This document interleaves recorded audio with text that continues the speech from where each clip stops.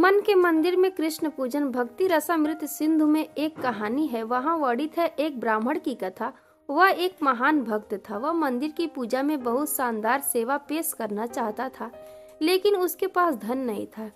लेकिन एक दिन की बात है, वह एक भागवत पाठ में बैठा हुआ था और उसने सुना कि कृष्ण मन के भीतर भी पूजे जा सकते हैं। तो उसने इस अवसर का लाभ उठाया, क्योंकि वह एक लंबे समय से सोच रहा था कि कैसे बहुत शान से कृष्ण की पूजा करूं, लेकिन उसके पास धन नहीं था।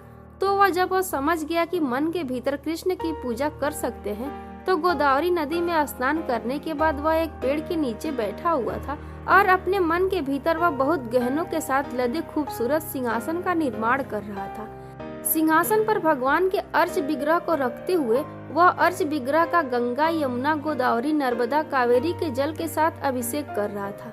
फिर बहुत अच्छी तरह से फूल माला के साथ अर्च विग्रह का श्रृंगार और पूजा कर रहा था। फिर वह बहुत अच्छी तरह से भोजन पका रहा था। वह परम मन्ना मीठे चावल पका रहा था। तो वह परखना चाहता था कि क्या वह बहुत गर्म था, क्योंकि परम मन्ना ठंडा लिया जाता है, पर मन्ना बहुत गर्म नहीं लिया जाता। तो उसने परम मन्ना में अपनी उंगली डाली और उसकी उंगली जल गई। तब उसका ध्यान टूटा, क्योंकि वहाँ कुछ भी नहीं था, केवल अपने मन के भीतर वह सब कुछ कर रहा था। तो उसने अपनी उंगली जली हुई देखी तो वह चकित रह गया। इस तरह बैकुंठ से नारायण मुस्कुरा रहे थे। देवी लक्ष्मी जी ने पूछा, आप क्यों मुस्कुरा रहे हैं? मेरा एक भक्त इस तरह पूजा करता है, तो मेरे दूतों को तुरंत भेजो उसे बैकुंठ लाने के लिए।